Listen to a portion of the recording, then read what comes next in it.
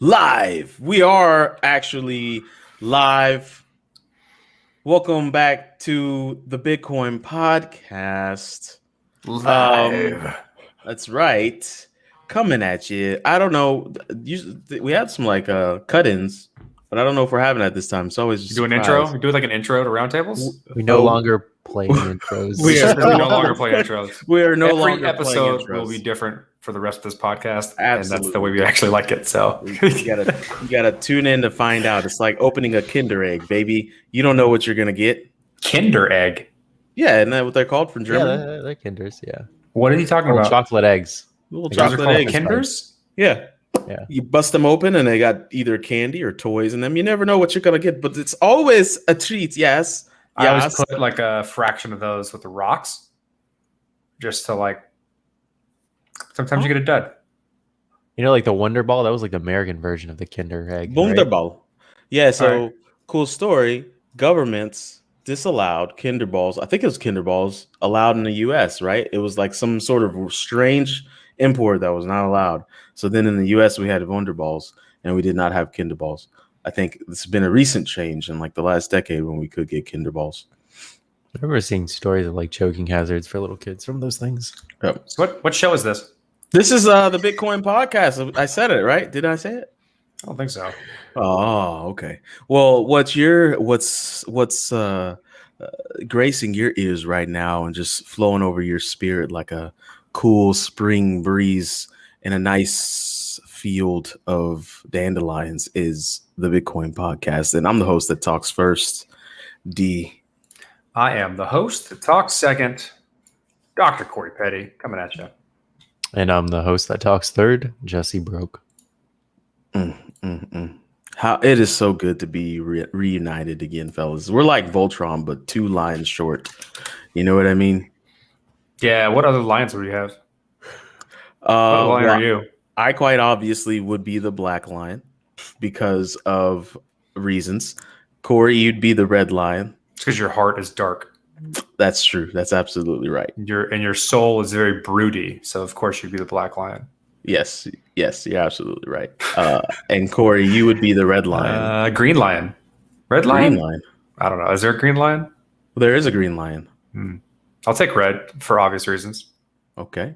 And then Dude, Voltron is like decades before I was born. Yeah, you're like 13, so it was decades before I was born, dude. I do think that headshot. I do think Jessie would be the orange lion.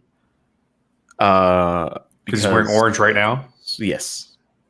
Yes. Because he cooks orange chicken. Wow. You said that you've cooked orange chicken before. I have never said that, Corey. Yeah, you totally never said that. I'm going to go look at the Slack. This is such a moment. You better find that. Did I get it? Corey. You better pay for premium Slack so you can search all the comments. Well, today we're canceled, so that's fine. We've just been canceled on totally accident by Corey. Oh boy. What's wrong with making orange chicken? I'm just kidding. I'm just giving you shit. No? No, I'm playing. No. I think he had I think I did it once. Yeah. Just because the man uses sesame seeds in his food does not mean saved by they're saved or ruined by the only 10,000 messages in Slack. I think you just spoke your glass ceiling into existence, my friend. I think that's it. Okay, so we're the Bitcoin podcast. We talk about Bitcoin and cryptocurrencies. You're going to be a fan. And as you become a fan, you're going to see that we talk about all kinds of things. I don't know. Today, though, the number one thing on the agenda, and I say agenda in quotes, is do we have to do this? Do we have to talk about Dogecoin? That's what I see here. I feel like we don't have to. I feel like here's what we'll say. 8 days ago, Dogecoin 420 was supposed to be a thing. Everybody who held Doge was like, oh, I'm going to be a super duper millionaire. I hate that I'm talking about. Okay, let me just set the record straight. Doge is a waste of your time. It's hard to say that given this year's proceedings, but I'm willing to put my neck out on the line like this. That not a whole lot of you Doge holders actually sold. I think probably a large percentage of you forgot you had it And then by the time you got to it and found the random dusty wallet, you were like, oh, shit. I think a lot of you were Robinhood people who did not even actually own Doge. You just owned numbers on a screen and then sold and either did or did not get your money. And then the rest of you are believing that Doge is going to be a formidable currency or monetary system somehow. And I would like all of you to know that you're wrong. You will be wrong. You will be wrong forever. And you can be as mad at me as you like because you don't make good decisions. And I'm telling you that to your face. I found a random like $3,000 worth of Doge the other day and like Good an for you. old wallet. Like an Do you really old wallet. find things, Corey, or do you just like have a spreadsheet and you just kind of like I have scroll gone through Like- so many wallets. It's absurd through the years because I used to try everything. I still do try everything. Mhm. And so I have like a lot of seeds and I have a lot of computers and a lot of backups. So sometimes I do I check my spreadsheet, look to see what I got, think about a case, and be like, oh, there's an old system there. I'm going to go sort through it, see if I find some old stuff. Find some old stuff sometimes, and there it is. I mean, anything I find from this point, like my counting isn't bad enough that like I'm going to stumble upon a couple Bitcoin. It's like, I don't know, I play around stuff that ends up making money. That's how the story goes. That's how a lot of people in this industry got rich. They're like, "Oh yeah, I did that for like a weekend once," and they find that old hard drive because they're hoarders and they kept their old laptop in a box in their closet for 10 years. That could be the crypto slogan, baby. Play around with stuff, make some money. Yeah, that's a good motto. It's not bad. Jesse, what do you think about that? I mean, I just there are airdrops in my Ethereum addresses that I have not touched yet, and I don't even know what else is on there. I'm just not going to touch it. Yeah. Oh, you're hoping to find some treasure one day? I mean, there already is treasure, but like maybe more treasure will pop up. You know, treasure that may like rot and turn to shit real soon. That's probably true. For those of you listening that don't know what an airdrop is, we tried to explain it pretty thoroughly in one of the interviews we had recently. But essentially, it's just like, someone makes a token and wow, good time. Jesus Christ, good timing. Someone makes a token and they most of the time want to incentivize people to use the token or hold the token because they want later functionality of something they want to do with this token later for their community. functionality. Yeah, later functionality. Exactly. That's usually it. The later functionality. They want to use this later. As money that they want to rain off of a tree. And you know what? Quite frankly, it works a lot like harvesting. Plant those seeds, watch that shit grow, and then like a year and a half later, you got mangoes falling, baby. Mad mangoes for 18 years. Mango trees last 200 years. Don't ask me how I know this, but I do. You got for 18 months, right up. You let the tree grow, and then 200 years of mangoes, baby, falling, right? And that's what they do. So later in these airdrops, they're like, okay, if you held, there's all kinds of parameters. They could say if you did this much trading in and out with this token, if you own X amount of Ethereum plus X amount of this token, plus Y amount of this token, if you set this token to that address, and then you can kind of see where I'm saying there. As long as the conditions are outlined and they're fulfilled, then you will get a certain amount of this token dropped into your wallet mystically by the creators of the token, and the amount that you get is proportional to the amount of activity they wanted you to do. Typically, depends on what they do. Also, exactly, they don't really do so. Could you call modern airdrops? Don't really place tokens in people's accounts anymore. That's something that used to happen because it used to be cheap enough to do it. Now the fees associated with moving tokens is so high that it would be so expensive to airdrop and push the token to people's address automatically. So what you do instead is you make people prove they perform some certain activity. More often than not, they could say that proof is just I own this address that did activity in the past based on some blockchain data. Like for instance, the Uniswap One was like, hey, I own this address that used Uniswap a long time ago for doing these certain Uniswap? things. Like, okay, if you can prove you have that address, then we'll give you tokens. Then they're basically claiming. So you're paying for the gas fees of getting the tokens so that they are not doing it in the process of distributing their token. Also, it maximizes the number of people who it maximizes the number of people who will be using the tokens that get redeemed. Because if you just push it into people's accounts, you have a lot of people like Jessie, most of them, who are never going to touch it. Hey, may I touch Stellar Lumens? Remember Yeah, that I did airdrop? the Keybase. That was Keybase, wasn't it? I mean, I got mine from Binance.com before. Oh, I got Stellar Lumens from Keybase. Then I got BitTorrent from Tron. Look at you. I don't think I have any BitTorrent. I don't have any BitTorrent or Stellar Lumens. I kind of X'd out on Stellar Lumens. There's so many coins that I just like passed on. So it is what it is.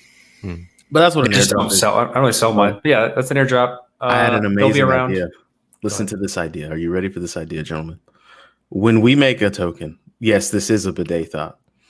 When we make a token or some sort of crypto thing that is inevitable at this point, will it come this year? No. Will it come in 2025? Maybe. It may come this year. You don't know. We just move slow. I got some ideas up here that I'm playing around with. We move slow, we move right. But what we should do is create a unity of drops. The first air. Yeah. The first air, the second water, fire, earth, wind, and heart drops. And then we have like we have a whole drop system schema based on Captain Planet. Yes. 100%. Dibs on not being heart guy. Yeah, that's definitely going to be you, Alicia. It's like if you collect them all, you get Captain Planet or some shit. NFTs. I don't know. If you get all the airdrops, you get. I kind of want to do some silly game with our audience. You can be a with community members with NFTs or stuff like that to see what people actually do it. A TB peer, like Planeteer, but TB peer. If you get all of them, TB peer. I like that. Is that the community, like a community member? A TB peer? Yeah. Because remember in the song it'd be like we are Planeteers. You can be one too, which is complete bullshit. Because those kids were like, "Yo, let me get a ring," and they were like, "Oh, we got 5." See, like we only have 5, and they're like, "Well, then I'm not a Planeteer, and you are." And no, but then they said at the end that you could pick up trash and you could be a Planeteer too. Saving our cool. Yeah, like okay, this is what I'm gonna do. I'm gonna pick up this bag. I'm gonna throw it in the trash can, and you give me a ring because I want to summon Captain Planet too. Yeah, like, I can have special powers. Yeah, no, but you can pick up trash if you want. Sorry, this is never getting back on the rails. This one's so far off the rails. Anyways, I would like people to submit ideas about games we could play on how you become a TB peer. Yeah, it's like I don't know, different activities that get you different things. And then once you get them all, you become a TB peer. Yeah, and you get a little ring, and you can summon NFTs. No rings. Flamikachi does. Yeah. That's such a Funyuns. That'd be so funny. Funyuns. Like, please, community, make this real for us. Make this real so we could have like a unity of drops. Because airdrop is just so one-dimensional. Water drops, fire drops. You know what I mean? Fire drops is definitely the rap community. Mm-hmm. The rap community need to take a hold of that name for NFTs and start releasing fire drops. I'm dropping that fire. Boom, done. Jeez, the possibilities are endless in crypto. So there's something I'd like to talk about personally, which I've reignited the curiosity of crypto in myself. For a while, when you do this long enough, you start to feel like you've seen it all, right? It's just natural. But you haven't. Like, I've seen it all. Then you start to think thoughts of like, well, what the fuck? Like, I might as well just let this stuff make money for me and just sit around and watch. But that's boring. So I've been doing some reading about some different things. And crypto's gotten pretty cool since I stopped caring about the tidal wave of new shit that is We should every go back day and never ending. listen to old episodes to see like what we were talking about, and then compare that to like the newses of today. We will, sir. Will it be premium content? You're goddamn right it will be. That's your call. That's your one of your ideas. All right. Yeah, man. We're gonna listen be to fun. old versions of ourselves. It's so meta, and we're gonna make comments on what the fuck we were talking about then and how relevant or irrelevant it is now. And yes, it will be premium content. Sorry, I'm not sorry. You'll Can we pay be for drunk? Those are certainly drunk episodes. Yeah, I'm not sorry at all. You will pay for it. So so now coming back to where we were, I found this thing called BitClout, and I'm excited. Did you not? I showed you this, right? Well, your Twitter showed me this. Okay, so cool. A version of you showed this to me. Well, let's get quantum, Corey. A version of you in the past showed this to me. What do you mean? Why are you shaking your head? That's quantum as fuck. Is it not quantum when I read the memories of my Facebook post from 12 years ago? I'm like reading a version of me. No, that's not how that works. It's not taking timestamps of. Okay, sorry. Let's keep going. I'm upsetting you. I could see you getting physically upset. Okay, so I'm typing to somebody else now. I've stopped paying attention. I saw. Yeah, he was like, he said quantum. I'm tuned out. Quantum Leap was a great show in the 80s, by the way. So what was I talking about? BitClout. It's this awesome website where it feels like social networking, but crypto's involved. Now I understand this has been done in the past. This has been done with what was that website we were on with the very first version of this? Remember, Corey, it's called like Zap, the Zap network, and I got really hyped. Zapper? Was it Zapper? I think it was Zapper. And like you put your Bitcoin wallet, you could even connect Coinbase to it. That was way ahead of its time. It was so far ahead of its time. And I was like, this is going to be our community that we own. Some of us, I think Alicia probably was a member of that community, like with us. And, we posted. Still holding. Dang, she's holding Zapper probably. No, Zapper? Doge. Oh, that was Doge. Oh, okay. Well, no, Zapper is a DeFi dashboard now, so I don't think that's what it is.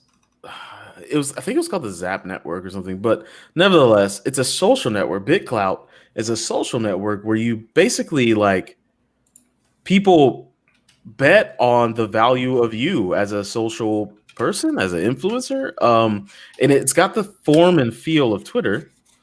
But everything costs BitClout to do. So it's really interesting. And like the more people that follow you, the more coins of you that are minted and the more valuable they become as well. Is that how that works? I'm pretty sure because, I think Alicia's putting Joanne the scammer up there because a lot of people do think that it is a scam.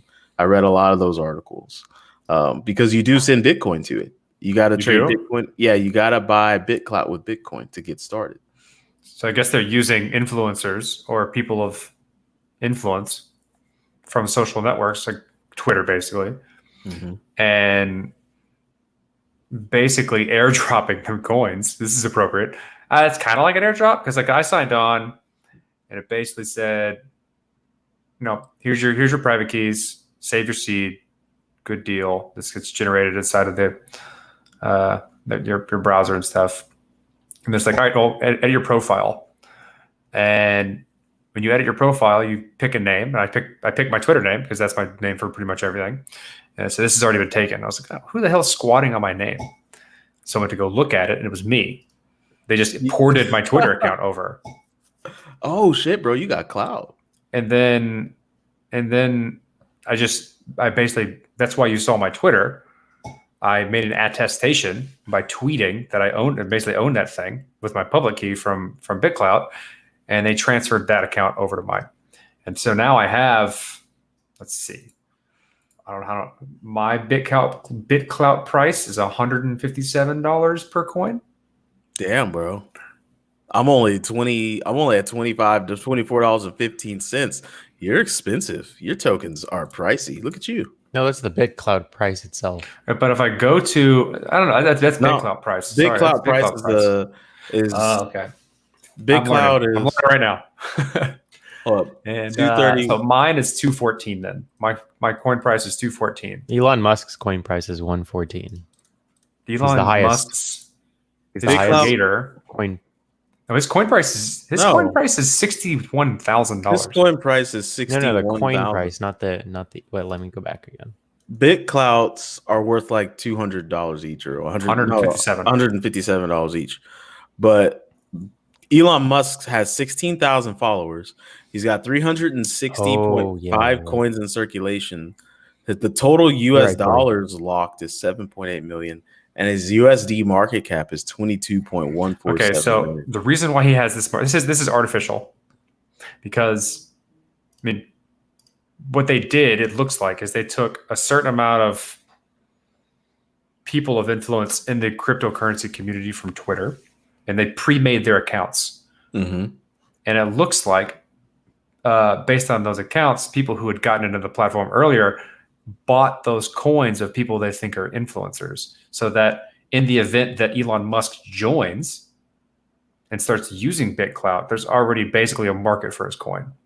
And the fact that people have already done this may incentivize him to join, because it's basically free money for doing the same thing you would be doing on Twitter. Yeah.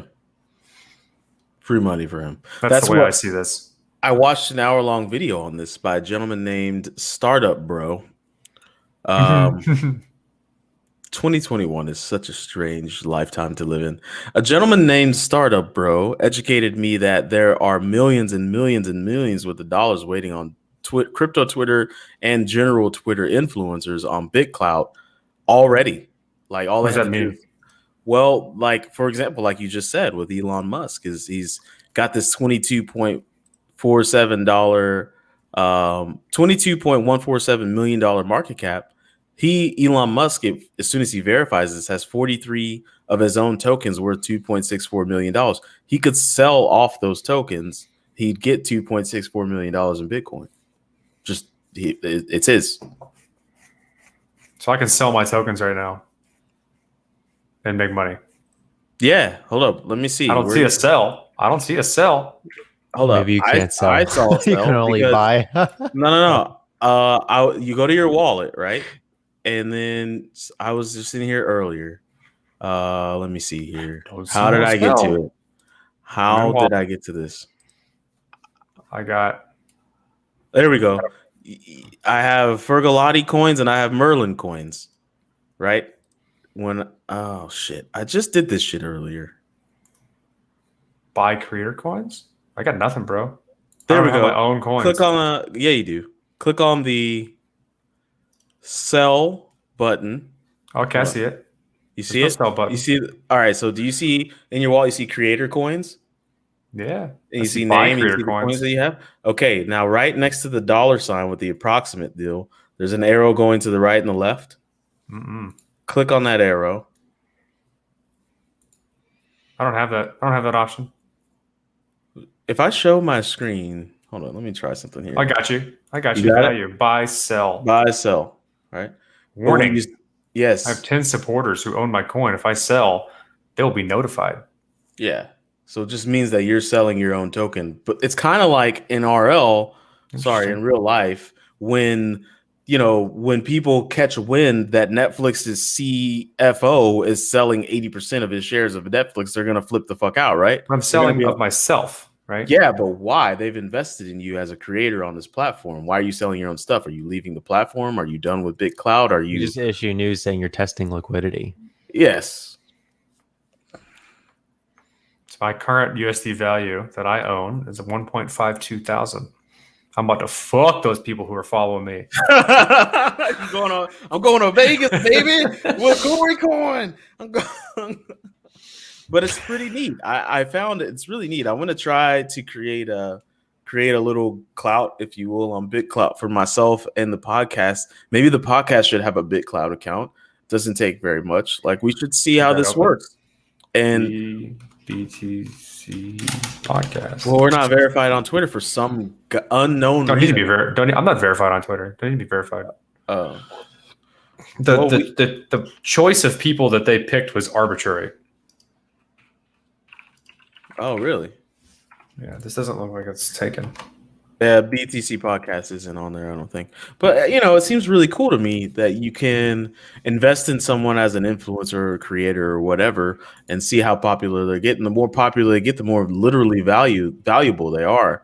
There's a lot of schemes that I think are probably going to borrow this model. It's kind of cool to me because a lot of people in the past, basketball players, football players, influencers, have tried to sell stock of themselves, and nobody really knows what that means, right? There was a running back in the NFL by the name of Aaron Foster. Aaron Foster, he's a run. 1 year he got MVP. He played for the Houston Texans, and the next year, instead of taking a salary, he was like, you know what? Forget it. I'm just going to sell shares of my own success in the NFL, shares of myself, and let the public. He made himself a publicly owned company. Now, shortly after, he tore his ACL and went to shit, and everybody. But I don't know if he tore his ACL, but nevertheless, something happened to him, and his stock went to shit. So it's nice that people are trying these. I don't really know what's behind the scenes of BitClout, but it's an interesting schema. I don't know. Jesse, are you gonna get a BitClout account? Probably you should not. get a BitClout account, and you should journal your studying prowess as you get to the MCAT, and then just journal your entire journey from engineer to med student to doctor, and get BitClout with that. I don't know what that means. It's like day 1, I'm studying. Day 2, I'm still studying. Yeah. Day 3. I'm tired of typing that I'm studying. Yeah, I'm studying. Taking me away from studying. Yeah, but juice it up, baby. Juice it up. Say today, studying the molecular composition of ligaments. Boom, baby. Get on my level. Day 5, studying the chemical reactions of sucrose to brucrose. Day 6. You're close. You were so close. Studying electricity, baby. Out here doing it. People really do this, huh? They really hustle on social media. Listen to me, man. If people can make tens of thousands of dollars a month eating food in a microphone, listen, but that sounds fun. Yeah, that's why you gotta juice it, baby. You gotta juice them. Throw some pictures up on there when you're studying anatomy. Definitely throw some. Oh no, we're gonna create a monster. That's what D wants. Full social media shill. Yeah, that's right. You could, by the time you become a doctor, you'll be you'll have so much BitClout. Yeah, you could run a private practice. You could skip residency, baby. Buying BitClout. This is not, by the way. You don't know anything about BitClout. In 5 months. Yeah, just like UBI coin circles. That didn't Circle. work. This is what do you do with BitClout though? What's the actual token for? Well, that's a question that I can't seem to find an answer to. That's always good. That's always good to not have an idea on what the name of the major token does. So I think you use BitClout to buy creator coins. But what do you do with the creator coin? See, it's a never-ending loop of questions with stuff like this. It's got what plants crave. So here's the funniest part of the video I watched from Startup Bro was this. It was, so you take your USD and then you buy Bitcoin, and then you take your Bitcoin and you buy BitClout, and you take your BitClout and you buy creator coins. That sounds like what do you do with the creator coins? You own them. You own them. So it looks like you can pay with BitClout to message people that otherwise you might not have access to. Potentially. Oh, that's so if I want to talk to Elon Musk, I can spend $1,000. You gotta have enough clout to talk to Elon Musk. Potentially. I don't know. There's a lot of things that like that. I mean, it's once you have tokens that are associated with your, influencer market, that's pretty much what it is. You can then leverage that for access. How do you grow your beard so full, man? What are you putting in there? Oils? Me? Yeah. I don't know. I just the G. What are you using? You using fish oil? Nothing. I rarely even take showers. Why would I even put in my? I don't wash my face. Do people my wife washes her face with 14 things? I barely even put water on my face in the shower. 2 times a day in the morning. Soap doesn't touch my face, period. Unless like some shampoo gets in it. Wow. He's au naturel. Interesting. You're straight caveman status out here, aren't you? Yes. I got some good looking skin. I mean, look at this guy. Look at him checking himself out. You see him this shit? give him one compliment, and he's just loving himself. No, fabulous. It is a nice beard. It is a very nice beard. Well, thank you. What was it? There's some talking points we should probably get to. We're getting back to it. Tell me about the interviews because I didn't get to be on either one of them. So we're talking about this, damn it, because the Negrodamus strikes again. And let me take you to this because I think at this point you guys are just like, D just likes to say when he's right. You know, he doesn't care about all the times he's wrong. And let me tell you something. I'm not fucking wrong ever. All right. So, no I'm kidding. I'm wrong a lot. But in a lot of big cases, I'm right a lot. So I, years ago, said the only natural convergence that's going to happen is that Bitcoin's consumption of energy is going to spark the emergence of a clean energy revolution, baby. It's going to be an industrial revolution 5.0 in this bitch. Because the reason I said that is when you have a system that becomes so awesome and then so used by so many people and then actually becomes valuable to society, society will change for the system and not the other way around. For example, the automobile, right? Everybody is, oh, this is a piece of crap, this thing. It's big, it's clunky, it's killing people. You got to put all this, what is this, gas? You got to crank it up. What is this? What is this machine? And now all of a sudden, life revolves around the automobile. It does in many countries. Crypto will be no different. We aren't just going to use all this non-renewable energy just to turn energy into money. No, we're going to say, okay, if we could turn energy into money, we're going to turn that beautiful, juicy, free energy into money, baby. We're going to take that sun juice and we're going to turn it into Bitcoin, baby. That's what's going to happen. And that's what started happening. You know how it started happening? I got a little article here. Square makes the case for clean energy Bitcoin. The new white paper, financial services company Square has outlined an opportunity presented by Bitcoin to spur more use of renewable energy. I'm not going to read the article because that's boring to do on a show. You can read the article. Hopefully we post it. Maybe we don't. Maybe we will. It's 2021. Just Google it. You know, if you care that much, what you should is that Bitcoin's use of energy is going to put us in a box to where it's like, okay, we figure this renewable shit out, or we just keep soaking up all this energy trying to make money. I put in the comments. What? I put the article in the comments. Oh yeah, here it is too. For you to act like it's 1997 and type out every. You gonna type it in? You gonna type the whole thing in?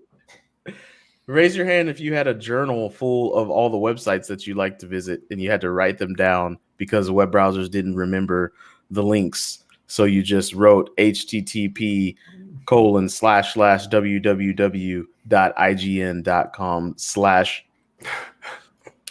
Why can't you just memorize it? It's IGN.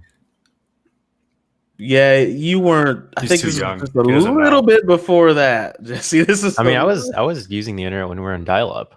Nah, you weren't. Yeah, I was. What were you using? What was the browser? Netscape. All right, this was. He was. So what was the browser? Netscape Was Navigator. it Prodigy? Was it Prodigy? Was the browser where you had to it did not remember? I don't remember. It doesn't matter because I don't remember anything. So I'm not the person to be asking these things. What are you doing to yourself? Don't remember anything? Don't take showers? Wipe your face with dirt? What's going on here? I'm changing the game. I don't even really eat. I just breathe air. I hold air in my lungs. 1 meal a day, and that's how I eat. I'm gonna do a prediction, D. I think this is. I've already said this before. I love those, but I think that the price discrepancy between used Bitcoin and really newly minted and harvested using green energy is going to become obvious. You're going to have to end up paying way more for like Why? freshly minted, because ethics committees of funds from countries want that. They'll say they'll only want Bitcoin that was mined via solar panels in California. Yeah, but mixers will just blur that line really well. Yeah, but that I mean, you can see when the Bitcoin was minted, so you can just be like, they will have like standards. That's what I'm saying. Like mixers help obfuscate, or it's called like to keep you from doing what's called taint analysis for the provenance of a given Bitcoin. So it's hard to see where it came from. I knew that face was coming from D. Why can't you just see like it's in block, say 136,531, and there's only like 1 point? Because that's not how UTXOs work. Oh. UTXOs are burned. The entire UTXO is burned, and then a new one is recreated. And in that process of the counting, the number of Bitcoins stays the same, but where they're allocated isn't. But like technically speaking, Bitcoin is burned every block and reminted every block, based on how the UTXOs are shuffled around. So if they put that Bitcoin that was farmed into an offline, well, like that Bitcoin. Yeah, but like I'm saying, but one block. You can, but if someone wants to get rid of their, so I guess what you're saying is, in order for it to be valuable, you need to be able to trace it still. Yeah. So you can still do that because that's what makes it valuable. The other way around is saying, it's the line gets blurred when you say this didn't come from non-renewable sources. Because you can use a mixer to obfuscate that kind of. Yeah, but maybe they're just going to be like, all right, if it's obfuscated the path to where it came from, then it doesn't count. It's out. We're not going to buy it. So like if you're talking about people banning or censoring specific types of Bitcoins based on when it was made, they're not going to censor it. There's just going to be, it's going to be like worth like normal people Bitcoin price. You already have, I think, a noticeable premium on newly mined Bitcoin. So Bitcoin that's come from miners and not been passed around. So like there are novelty Bitcoins if you're able to basically prove the provenance of where it was minted or where it stayed. And I think you're right that it's going to be exacerbated. I wonder how much more the premium is going to be. Is it going to be like 400% more than normal people used Bitcoin, or is it going to be like 200%? I don't think it's even going to be 100%. 15 to 20. Would you pay a premium on Bitcoin? No. Jesse, would you pay a premium on Bitcoin? No, I wouldn't, but countries would. Fungibility means that I don't give a shit which one I have. Countries would, though. But wouldn't that mean that would make Bitcoin non-fungible then, right? Wouldn't it? No, it's still fungible. But it's still usable as Bitcoin. Like any service who's not checking for that thing still can accept it as Bitcoin. Dude, what if colored Bitcoins made it all the way swing back around in popularity? That'd be fucking wild. Somebody out there still holding on to like blue Bitcoins, and they're like, one day humanity will find a purpose for my colored Bitcoins. That's me with like garlic coin. Yeah. One day the memes will come back strong enough. One day the country of Italy will make such a strong push in their recipe deliverance that garlic coin. There's a lot of garlic in Italian food. I'm just saying. That's not a racist thing. It's just truth.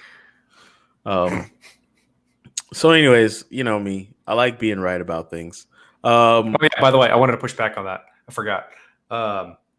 Why do you think that Bitcoin is sparking the renewable energy revolution? What percentage of influence do you think Bitcoin has on the development of renewable energy resources? Right now, less than 1%.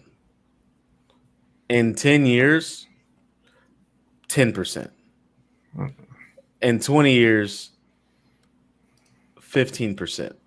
I think there's like anybody who wants to be on the US's side in terms of not, because like people are saying like most of the Bitcoin is mined in China, right? And you can see that it probably largely is. The countries, rather, the ethics communities in countries that want to maintain good US relations are going to be the ones who pay the premium because they don't want to participate in Chinese mined Bitcoin. I'm not convinced that proof of work is going to be like the major market cap of crypto in 10 years. Like most of the coins in circulation that have value will not be minted off proof of work. So even if you have like a decent chunk, say Bitcoin maintains like 25 to 30% dominance over the market, then, well, Ethereum is obviously moving to proof of stake. And so you're going to have only one main proof of work coin and a sea of proof of stake coins in terms of the total market cap of all of crypto. So why do you think that the demand for renewable energy resources on a single capped asset that isn't growing in dominance would spark a renewable energy source? Like, I think that like as renewable energy resources get more and more available and more efficient, they will be used for energy production and proof of work coins. I think dominance is aging and it's going to be an antiquated metric soon. That's what I mean, because it doesn't make any sense. Who cares? But there needs to be a new metric that can measure Bitcoin penetration. How do you do that? I don't know. What does it even mean? I don't get paid to figure that out. Is this a sexual joke? No, it could be. You know, you gotta. The only way to find the true Bitcoin penetration is to do a taint analysis. But if you, okay, I'm sorry, Jesse. You're gonna be such a good professional. You don't laugh at any of this dumb shit. No, I do. Internally, he's like, yes, taint analysis, yes. But anyways, I don't. What I'm saying by that is that now that these pegs exist and these side chains and all this random shit exists, like how do we know that one person's random Bitcoin isn't just stuck up on Bitcoin? Yeah, it's there, but isn't pegged to like Tron somehow through some random peg or fucking swap or so any type whatever's going on. Anytime you take the availability to move value away from the main chain, the chain in which it's derived, like the chain in which it lives, you do something to it. You're not going to be able to derive value from Bitcoin you hold on the Bitcoin blockchain in a regular address. Because say that in Saturday morning cartoon, please. You're going to get your rug pulled if you do that, because someone could just move the Bitcoin. So whatever value you have elsewhere is gone. So like it needs to be locked up. Got to lock your Bitcoin up to use it somewhere else. Yeah. So like what I'm saying is like, doesn't like wrapped Bitcoin. Yeah. Correct me if I'm wrong, but doesn't that mean I'm wrapping my Bitcoin in some ether juice so I can use it like it's Ethereum? You're locking it in a specific type of Bitcoin address that has accounting with it so that it can't just be arbitrarily moved. You're basically putting it in a bank, and then some contract on the Ethereum address checks that bank account and says, all right, mint some new wrapped Bitcoin. Yes. Now, those are controlled by multi-sigs so that they're more distributed than a bank or decentralized than a bank, but it's still trusting somebody to not spin that Bitcoin because Bitcoin doesn't have smart contracts that can automatically do it. They need to have some type of multi-sig situation where you're just distributing that trust over humans. Okay. So then does a metric that measures how much Bitcoin is locked up in those kind of contracts make sense? That'd be a really interesting thing to watch. I'd like to see that. Because as time goes on and Bitcoin moves slow, I can only presume that a lot more Bitcoin is going to get locked up in those types of contracts, so it can be more functional. You're going to so as Bitcoin becomes better, assuming they implement the new technology stuff into the protocol, the Bitcoin that's locked up in these types of accounts will be indistinguishable from Bitcoin in a regular account. So unless someone says that a specific account, like say a company who does this, says that their account is this, and you can watch it in terms of like a proof of reserves type situation, then you can know. Otherwise, you can't know the difference. Like that's kind of one of the nice parts about Schnorr signatures is that it adds a level of privacy, so that because all transactions look the same, all signatures look the same, regardless of how many signatures go in to what the transaction looks like on the blockchain. Mm-hmm. Because right now, if you look at the Bitcoin blockchain, you can do a lot of forensic analysis on activity based on what the transaction actually looks like.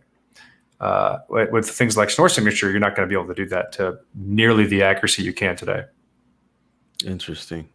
So, like, watching that type of metric isn't feasible because there's people can either lie about it, not tell you, or whatever. So, like, you're only going to have a partial view of what that number would be. Although, like, I would love to know what it is over time. That'd be great.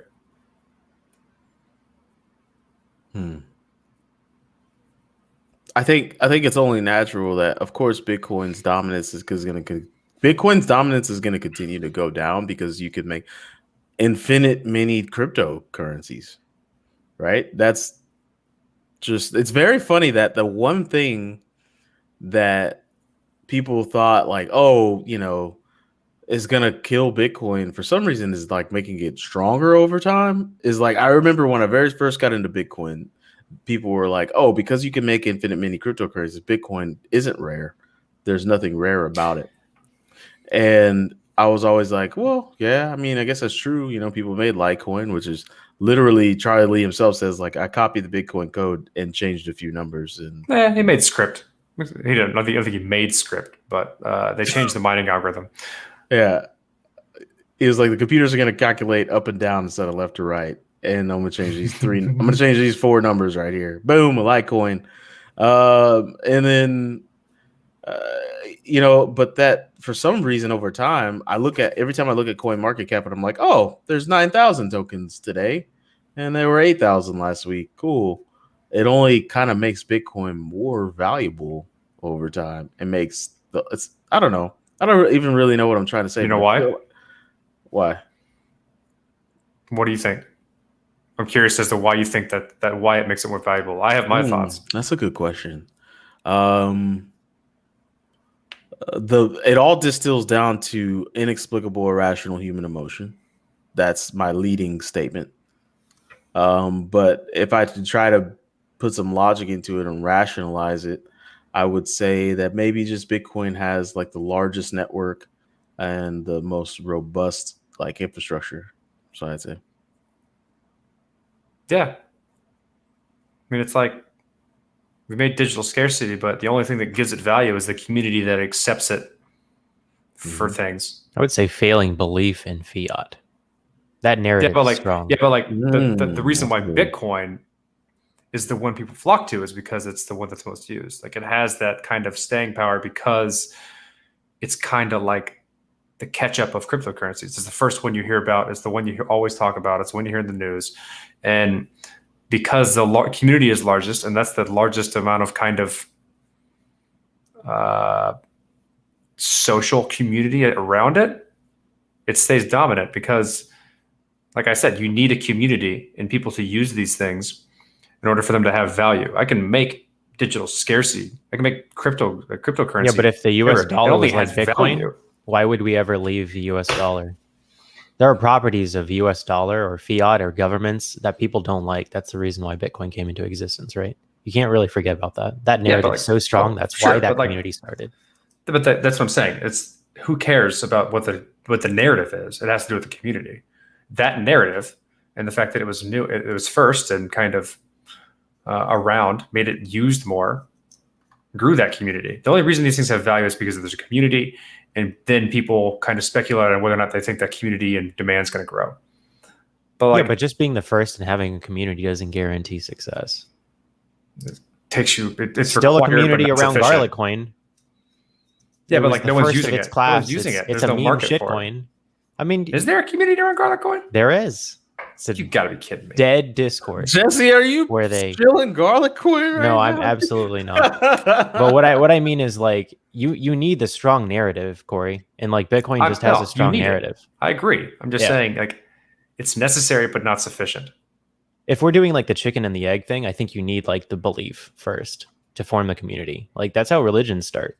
Well, yeah. Like what's a community without belief? Like you need a dead person. Kinda, we got a dead person, Satoshi Nakamoto, and you got this belief that it will free us from the constraints of whatever the bourgeoisie experiences and good word, strong right now in the governments. But I'm saying like communities are built around beliefs. Yeah, and I agree with social that. narratives. And so like, by having a strong belief system and narrative, then you can have a strong community. Yeah, I'm just saying that's that exactly what I'm saying. the If we're value reducing comes it, from the it's belief. community. Who gives a shit how it grows? That's why Dogecoin is valuable still, because it has a really strong community.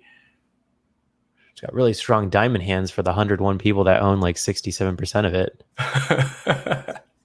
You guys want to Always make locked up. a meta joke token called EGOD and then put the Shiba backwards?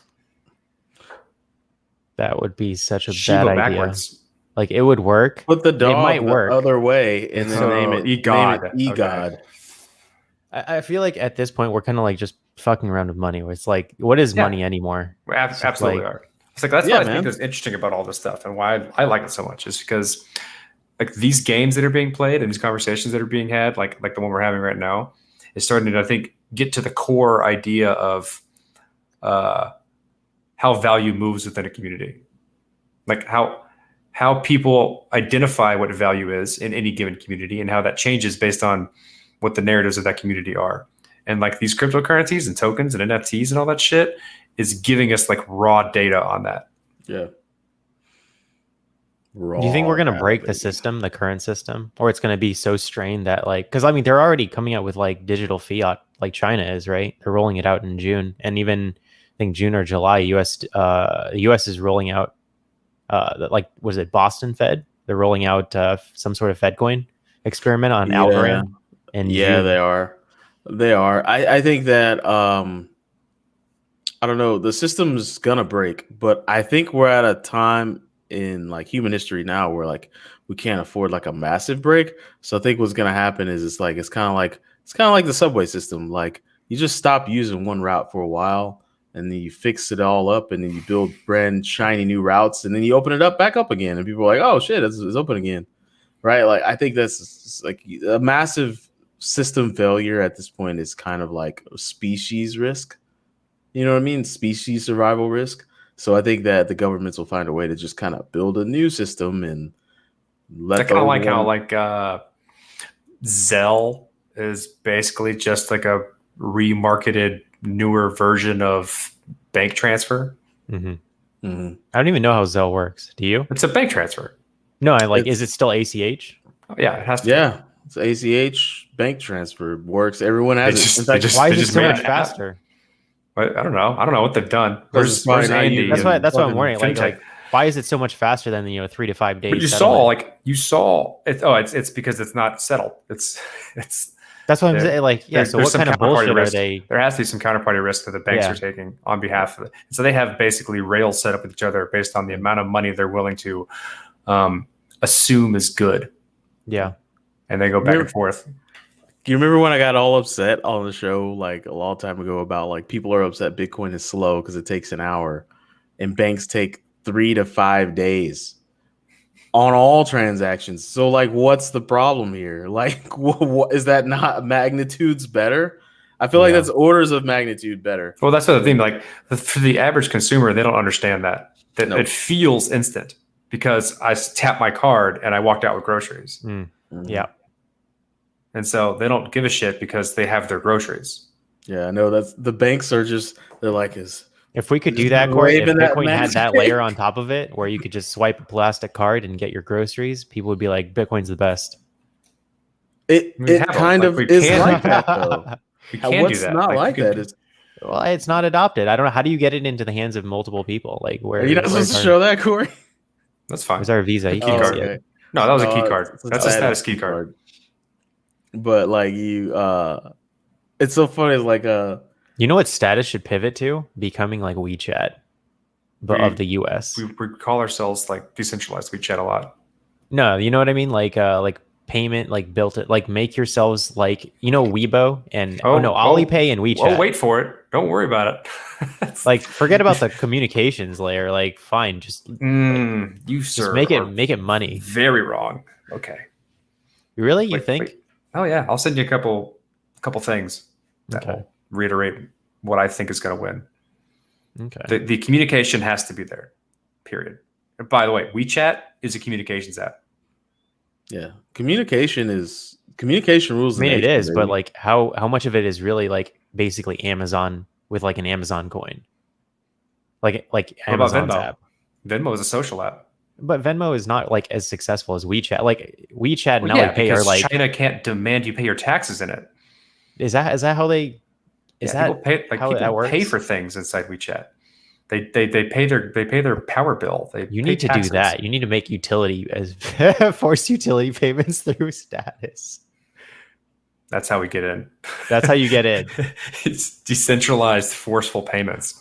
Yeah. You've got to find some need, like it's got to become an inelastic need. That's what status has to be, right? It's got to position itself like you have to buy baby diapers with status. Boom, baby. Oh, that's what you Overnight. do.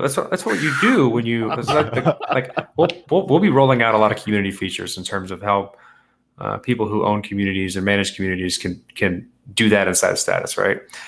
That's how you do it. Like you make it easy for people to make content and manage their audience and community based on that content, and that's why people go, because their content creator lives there.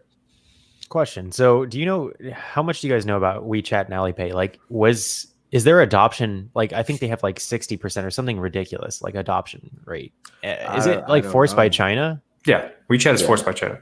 That's how everything is done. Okay. Yeah. You go there and you use WeChat and they watch everything that you do. Because now they have a new thing. It's surveillance for sure. They're pulling away from, because I thought WeChat and Alipay are to some degree like privatized, and now they're actually rolling out. Alipay is? Yeah, I believe so. That's what that's the bit. Was it Jack that's Ma? For Alibaba, right? That's the that's there's the big, I guess, issue between the two of them, because he had so much power that the Chinese government did not like, as far as I have read on the internet.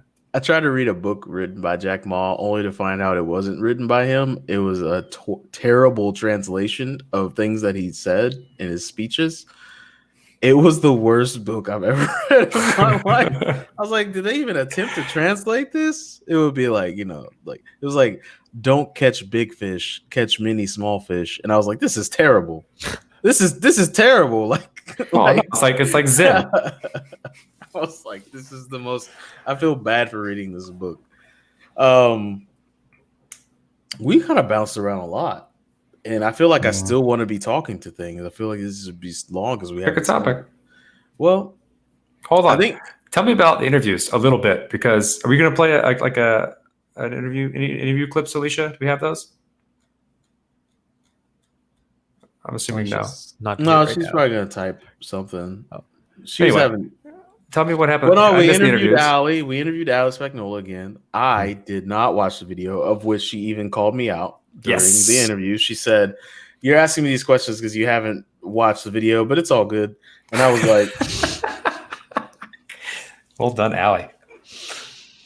I was like, "Man, D, you didn't watch the video." In my mind, I wish somebody would have said, "D, watch the video for this interview," and I would have been like, "Okay." But who knows? Is it mandatory to know what your guest does when they come on the show? I mean, well, based on our past experience, no. Sometimes, no. Sorry, audience. Sometimes when we interview people, it's like 2 minutes and 30 seconds before they get on the interview. I'm like, what the fuck? What do they do? What do they do? How do they do it?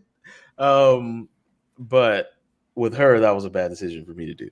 But she was at any given time. One or two of us knows what's going on. The rest of us do not. Yeah, it's redundancy, baby. That's the gist of the Bitcoin podcast. We work a one of one. What is it? M of N. A one of three has to know. As long as one of three of us know who this person is and what they do, we can have a juicy interview. Multi-knowledge podcast. She's selling that in NFT. I think it's currently going for like 15,000. She said, she's really excited about it. She came back from the Miami conference, Corey, sounding like a true Bitcoiner. She knew her shit. She was going to help us launch an NFT. She was like, hey, I can help you guys at this point.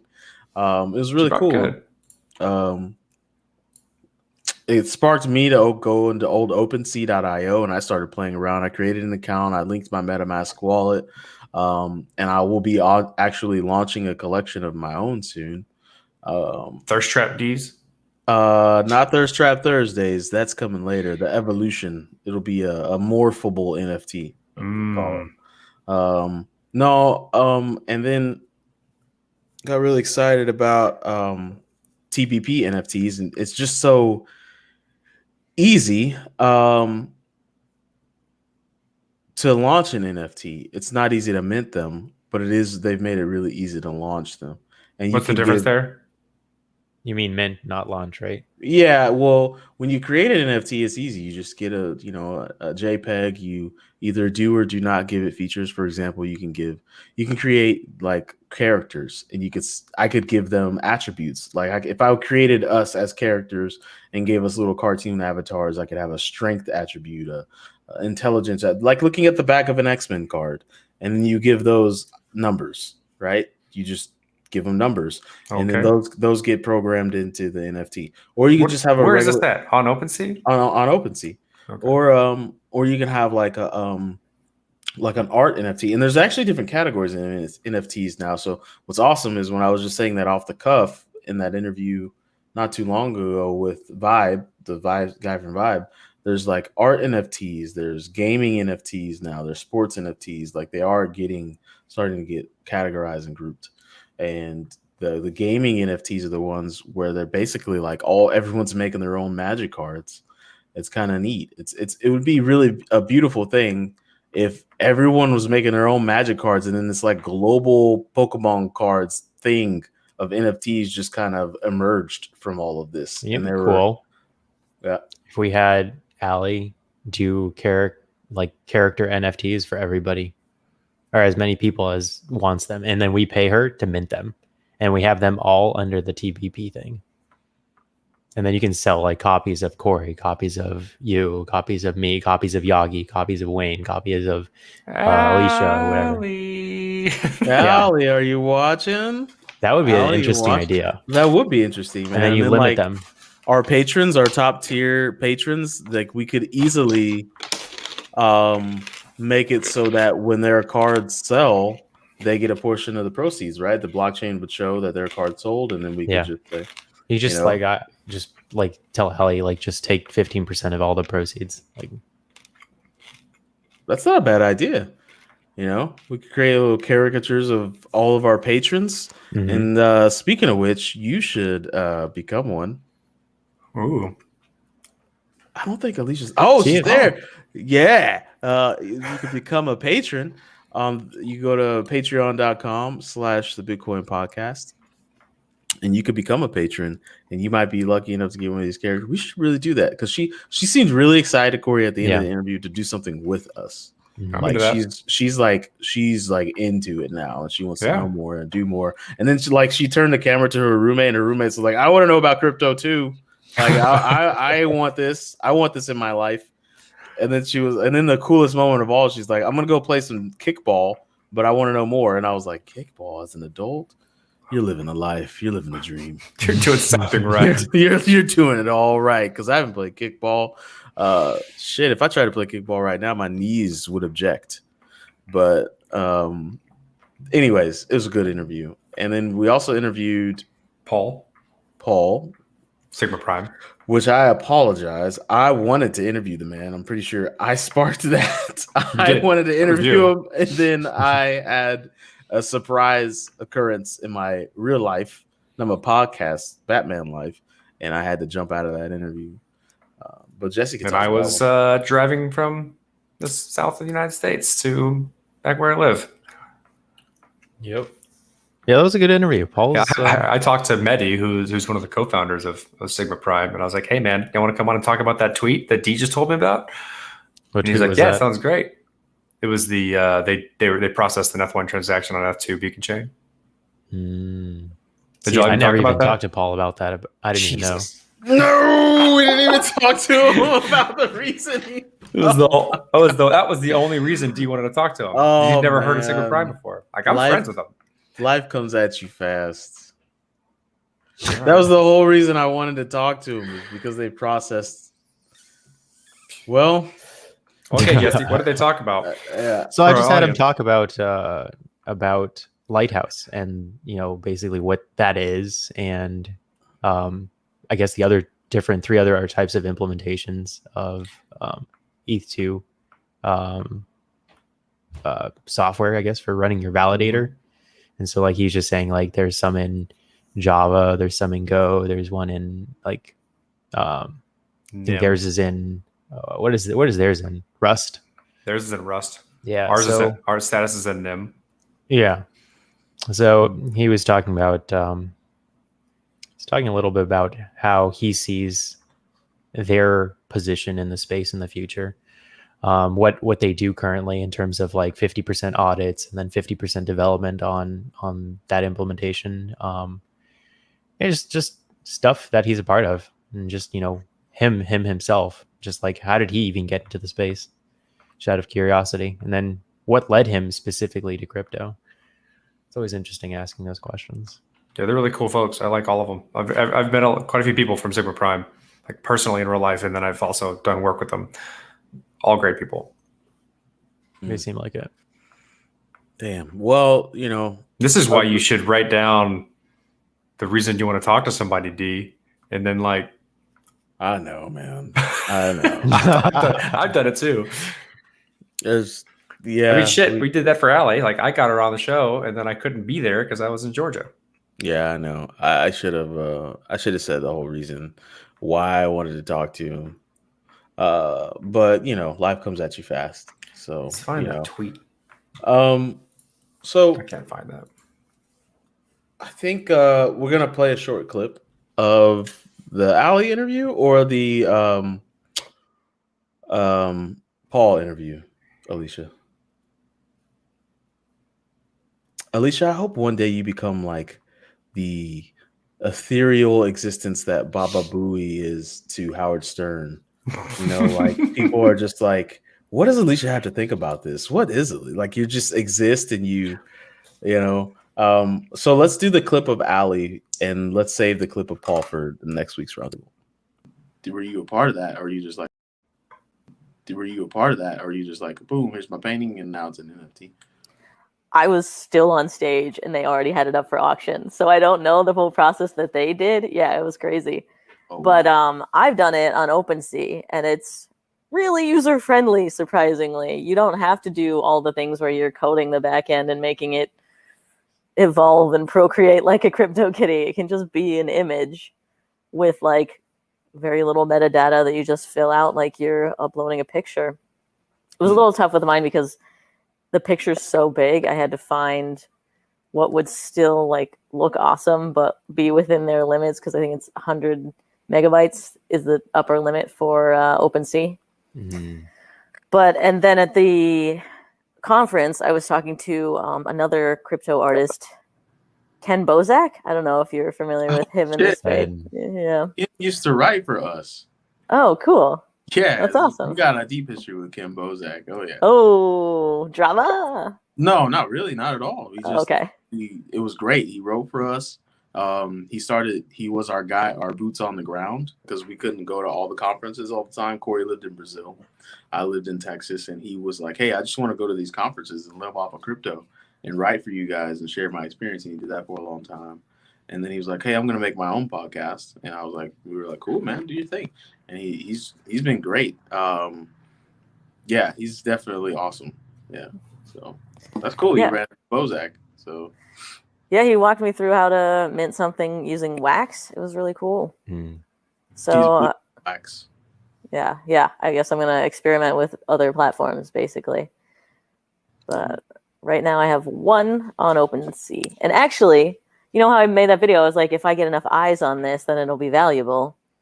I just looked at OpenSea and like sorted the 19 million NFTs by most viewed, and mine's number 7 out of all of them. So at least I got eyes on it. We'll see if that that translates to a sale. Come on, Wales, help out Allie. Yeah, right. Help themselves out. I just made a really valuable piece of artwork. They just help themselves to it. That's right. That's very right. Do you get to charge whatever? Can't you charge like hey, you know, not an auction, this is how much it's worth? Like yeah, I think you can set that. I put mine as an auction, so right now it's at 5 ETH. Like, I will let it go for that amount. If that's what the market values my art as, I'll sell it. That's not bad. No, I'm not mad at it. 14 years of work for like 10K. Okay. According to the experts, 4 years from now, 5 ETH will be worth 5 planets. So, yeah, hold on. No. Well, I'm going to purchase 1 planet and then put 4 in savings. That's a good idea. You know, as long as it's enough to get you a ticket to Mars, because obviously it looks like we're going there fast. Elon's talking that shit again. Elon Musk. Yeah. So, you know, we're flying helicopters on Mars.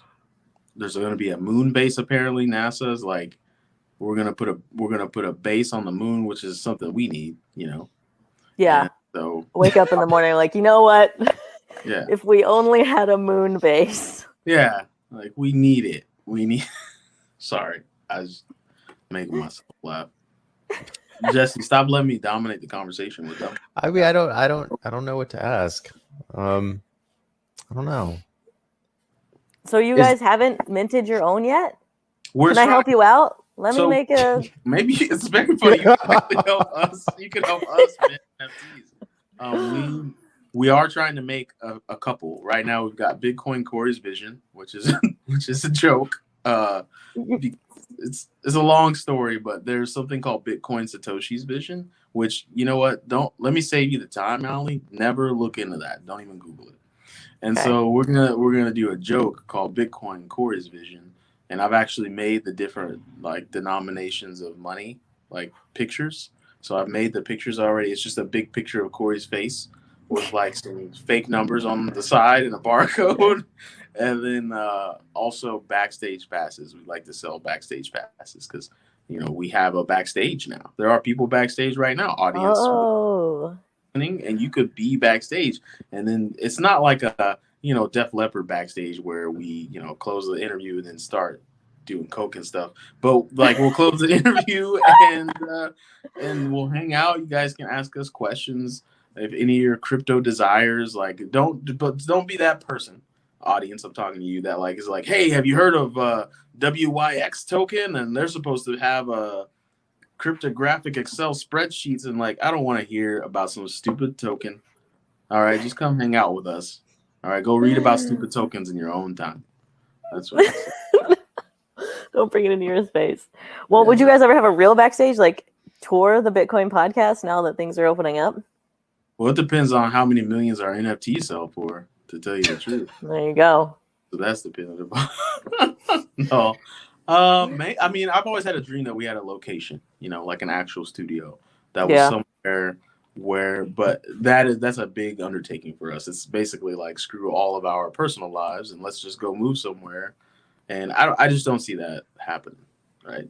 It's just not gonna happen. But going on tour, I don't know. Jessie, would you go on tour after, you know, you're done with med school, internship, and residency? I mean, yeah, I guess. In your free time.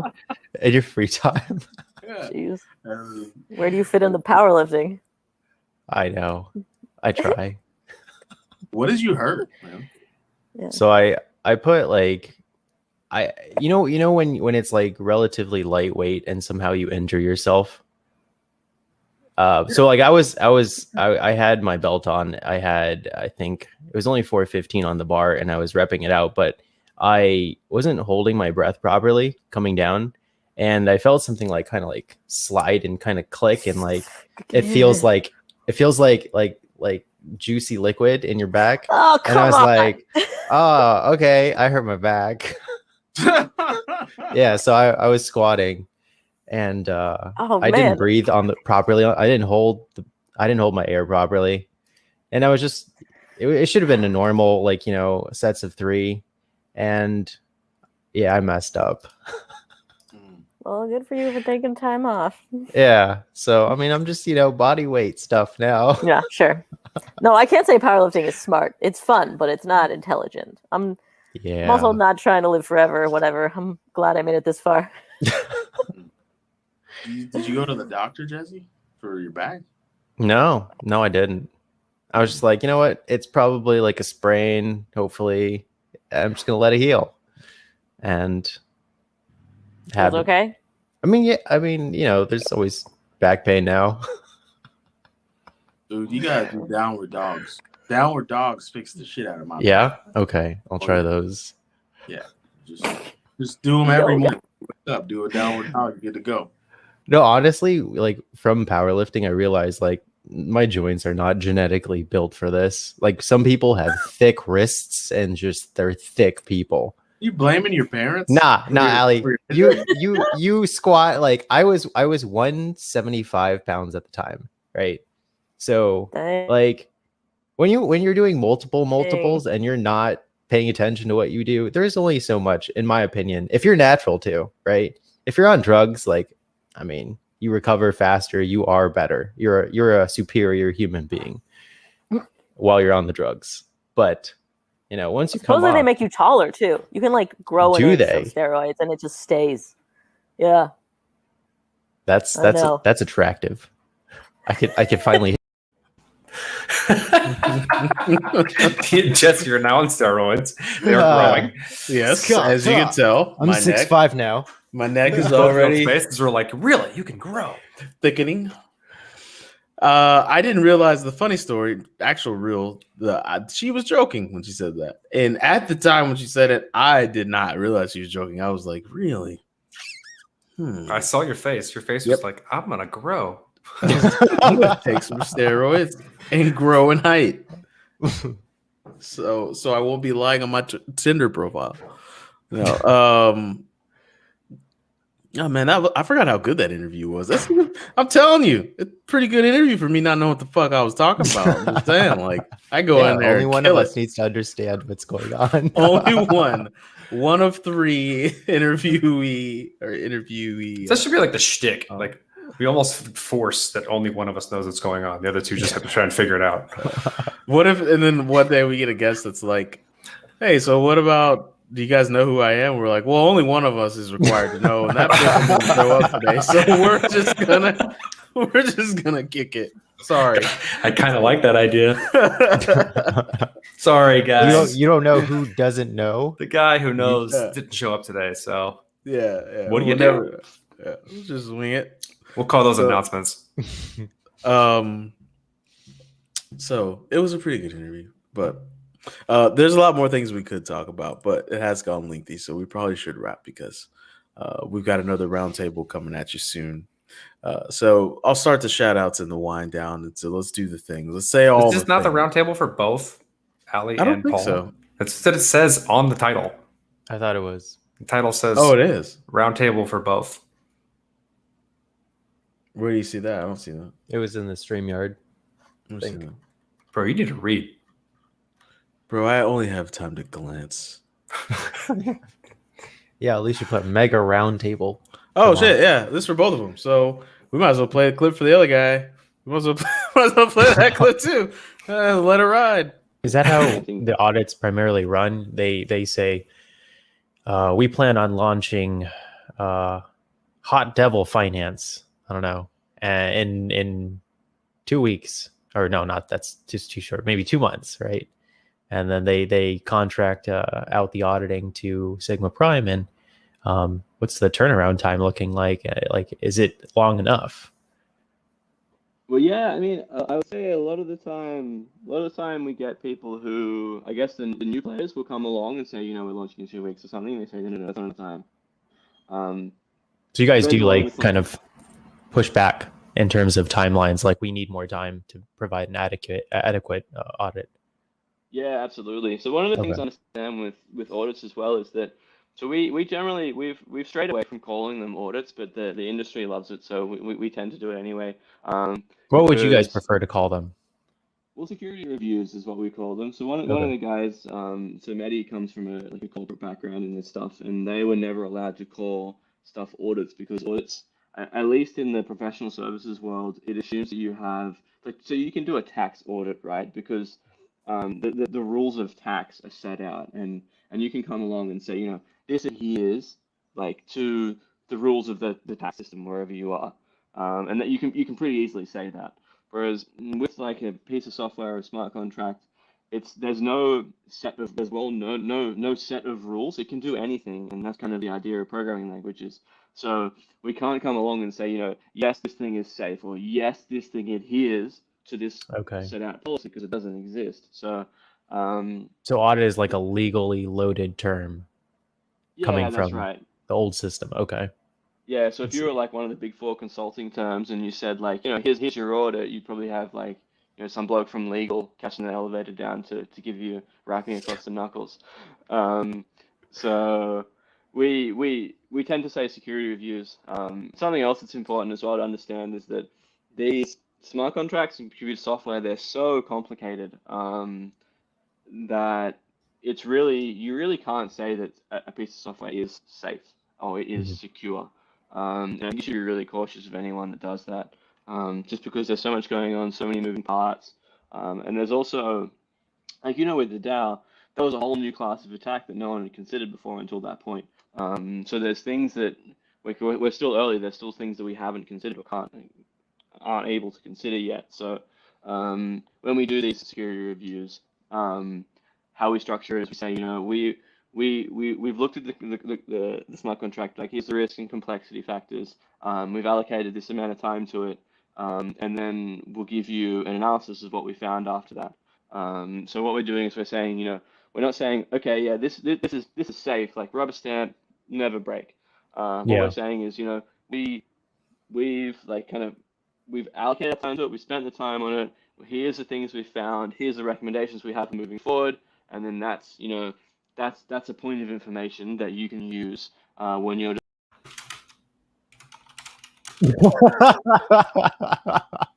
Oh yeah, you're just gonna stop it? Nice, Alicia.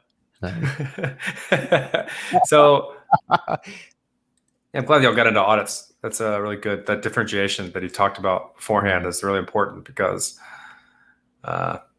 audits are like conforming to a standard or a law, and basically a company coming in and knowing that and then attesting that you've done so.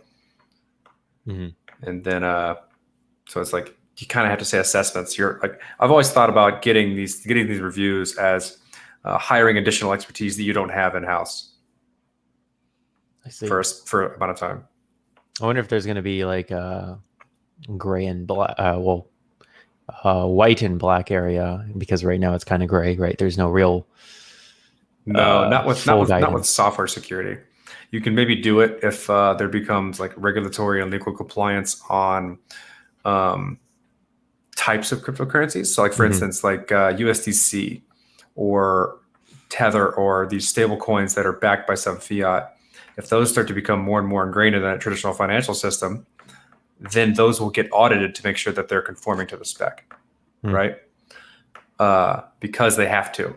Like if you pay your taxes in USDT or C or something like that, then they're going to make sure it operates as they want it to. We're still in the wild west where everybody's just like software security. Like software security, you can't do that because the search space of all possible things that can happen in software is so large. You can't guarantee things. Like formal verification is useful inside of smart contracts because code is so small. And the amount of things that you can do is so small, you can actually computationally search that space. Whereas like traditional software is so large that you can't have the same, it's not as easy to get the same guarantees. And in some cases it's impossible. So what you do is you make sure that you look at the architecture, you check it for kind of commonly known bugs, you pen test it with various things, you do fuzzing, you do these different techniques that give you a high confidence that it's safe. Is there like a confidence threshold, like an internal, that differs from whoever does it to whoever does it? Yeah, so like basically it depends. Like if your software does a specific thing, like say you're really heavy on cryptography, you're going to try and hire an auditing firm or a security assessment firm that has that expertise and a track record of that expertise so that you have a higher confidence that their results of coming back and say, we didn't find anything are good. If it's like, hire Joe Schmo on the street for give him a bunch of money and say, check for security bugs. It doesn't know anything because I didn't find anything, and you got a review, but it doesn't mean shit because it doesn't know anything. Is there like a website that people can go to, like if they have like, say, like you were saying, a cryptography heavy project, and there's this firm that specializes in that they can kind of compare products and services offered by different firms? No, there's not. I wish there was. I started building one, kind of like almost like a database of known auditors and their kind of lean in terms of what their expertise are. So like some auditing firms are run the whole gamut and they just do general security. Some of them are highly specialized. So like building a site that maintains all information and updates it and is unbiased is a lot of work. But you can like review audits that are like the type of thing you're trying to get, or like security assessments for the thing you're trying to get, and then find the types of companies that are doing those and do one that's like acceptable to what you're doing, right? Because like the better they are, the more expensive they are, more often than not. And so like if you're doing something that doesn't require that much money, then you can't afford an audit from the best, but you may not need it in some cases, depending on how much risk your software has. It's a world that I live in. So like my job in a lot of ways is negotiating security assessments, understanding what needs to be looked at, and then figuring out who should do it and how much it should cost. How many times can you get burned before you lose your job? Before you establish credibility that you actually suck? As a security reviewer? Mm-hmm. I guess it depends on what you mean by get burned. Because like whoever getting does like a security review for like a DeFi project that fails, or like ETH. A lot. But like there's also like you can't think of security assessments as a stamp of approval. It's not like I got a review, it's safe, I can launch, and I now have guarantees that nothing bad is going to happen. Right? That is most definitely not what a security review is. And is there some sort of like ruler on the hand, like punishment for auditing firms that kind of slack? And it's kind of like a social reputation. But what you're starting to see now is actually markets around these things. Some of the insurance companies that are coming up and kind of making a name for themselves are basically trying to build a platform that allows a security assessment to then stake on their on that platform, basically based on their confidence that that an underlying protocol is safe, and then they get profit sharing based on how much that protocol does, things like that, right? So that way you can have a monetary metric on the confidence of the security ecosystem that a given protocol is safe. It'd be cool if somebody comes up with a chain called Risk, and then just like if you're an auditing firm, you buy Risk tokens, and then when you say like project XYZ wants to get an audit from you, you actually have to stake a certain amount of those tokens that they're paying you in. QuantStamp tried to do something similar to this in terms of their network. I'm not sure how far they got with that, because they're a traditional auditing firm. They do audits, but they tried to kind of play with the crypto stuff, I think, a little too early. We'll see if they make something new again. Because what would be interesting is like what the cool thing is, like if they fail right? If the project that they audited gets hacked or something, the tokens that they had staked would burn, and then every other auditor in the space that has Risk tokens would inherently go up in value. Yeah, I see what you mean in terms of like the economics of that. Fine tuning that would be interesting. Yeah. So we've thought about a project at Status as a way to incentivize developers to work on security issues by having like a kind of this game of putting up bounties and having them bleed in their value over time. So if someone like fixes a bug or finds a security issue, they can get paid for it as a developer. So like things like this, like these games, these social games of fixing things, making pools based on confidence, and then having those pools fund the kind of. Are you Enders Gaming? Are you Enders Gaming? Trying to. Secure? That's the goal, right? Dope, like you're trying to get people to want to spend more time looking into security issues. And be incentivized to do so. And so you need this multi-sided marketplace of people who are saying, I think this is secure. And other people who are saying, oh, you do? Well, let me find a reason why it's not and be rewarded for it. And if you can kind of make that market of people who are attesting to their ability to state something, and then a group of people who are trying to vie for disproving that statement, then I think you can have a healthy like attention economy on doing that thing. And so if it's security reviews, tried to do this and it didn't work. No, what they tried to do was build, I think, a network. I don't know the details of it completely, but it also like I remember the token funded their tooling in some way, and so you could buy time analyzing smart contracts with the token. I want like a mechanism of like negative punishment rather than just positive reinforcement all the time. Oh, so you like sticks as opposed to always carrots. Well, I want the sticks to hit, and I want the sticks to convert to carrots for everybody else. Like I want both. I don't want just one. I don't want just carrots, and I don't want just sticks. You're a scorched earth policy kind of guy. Yeah, I mean, like, not only fuck this guy, he's fuck even more because everyone else is better. Yeah, and then reward everybody else, and then it behooves the whole community as a whole to just be better. I see what you mean. So like a redistribution of the wealth as opposed to like instead of just burning. That could be fun. Yeah. We thought about those types of things in terms of how that works. Because like we're in the process of building. We have built the proof of concept for a binary distribution system. Mm-hmm. So like shipping software and making sure it's the right software. Mm-hmm. So like Steam for crypto, if you will, but like node software as opposed to decentralized applications. And what an interesting part about that is that we'd like to make it such that anyone can post a binary, and then the market of that binary basically is the reputation around whether or not that's the correct one or what's a safe thing, because it creates a bounty for someone to submit a proof that it's not safe or it's not what it claims to be. So like say for instance Status makes the official build for the new desktop application. We would post it on this thing and put a lot of attestation, like monetary influence, and just saying this is the one we're signaling is the right one. And if you can prove that it's not, you can have the money associated with that. Which means like you build this curation mechanism for finding valuable software, and while also like having some type of metric of its security. Carrots and sticks. Yeah, it seems to be just carrots. I like the idea of sticks because if it's not, if you try and game the system, you get found out and you lose your money. Oh, okay, never mind. Okay. Have you guys ever actively tried to? Have you ever actively Ender's gamed someone? What does that mean? Well, like they think they're doing one thing, but the entire time they've actually been doing something else.